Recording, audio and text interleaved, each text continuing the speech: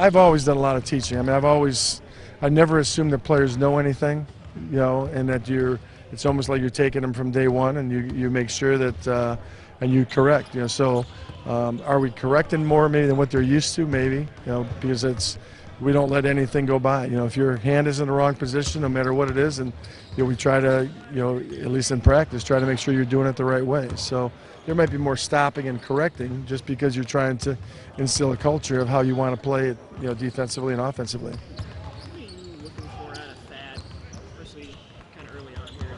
Yeah, no, I mean, just, a combination of leadership, just him, instilling, leadership with him with players, and then just, defensively, he's always been a guy that's had great skills, that plays with a great amount of intensity, and just help instill that defensive intensity with the players.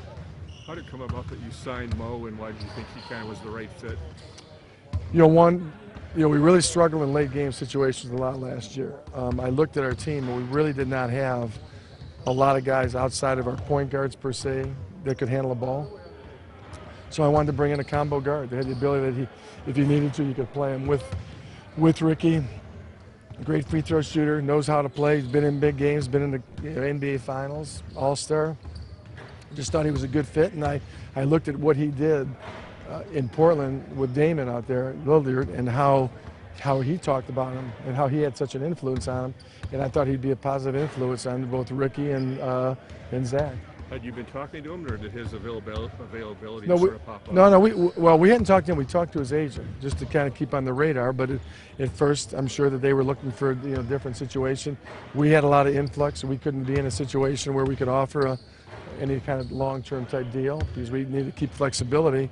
So it just came down, and his agent says, at the time, they just, can you give us the best, what you think is going to be your best, situation, deal? And so I talked to him then probably about 3 times and explained the importance I thought he could bring to our team.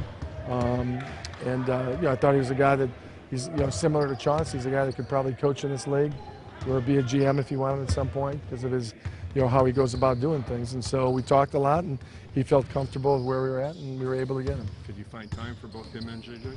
Yeah, I think you can, as I told players, it's up to them to make my job difficult. I don't determine who plays. They do, and how well they play, and how well they play with the other players they're playing with.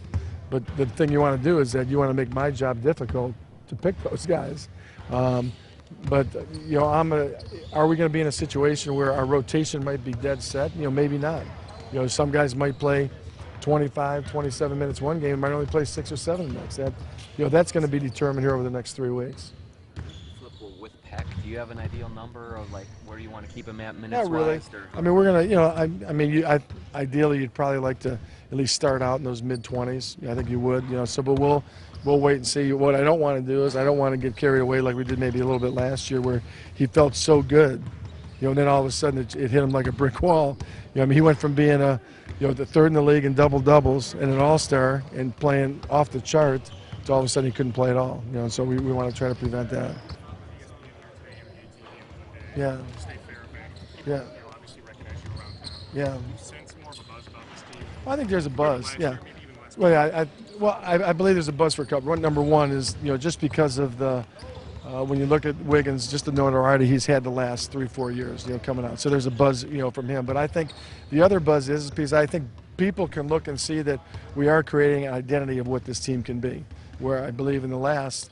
We really didn't have an identity of who we were, how we were going to play, and so, when you get a situation where they can identify with something, I think that's a positive. I believe that the biggest thing that we've been able to identify with more than anything else, when I look at the State Fair and I look at the situation here, in the past, we've always been, most NBA teams have really been kind of a corporate type of, your fan bases, your corporate people and a lot of that, and we still have that, but we are getting an influx of young people. Around town, I have more young people coming up about the team and asking, and that's good, because they do bring a sense of enthusiasm, to the event, and so I believe that's getting back to your core. Sometimes your young fans are your truer fans, because because they're so enthusiastic and so passionate about what they do because they're so young. So I believe that's really been a big positive with our organization right now.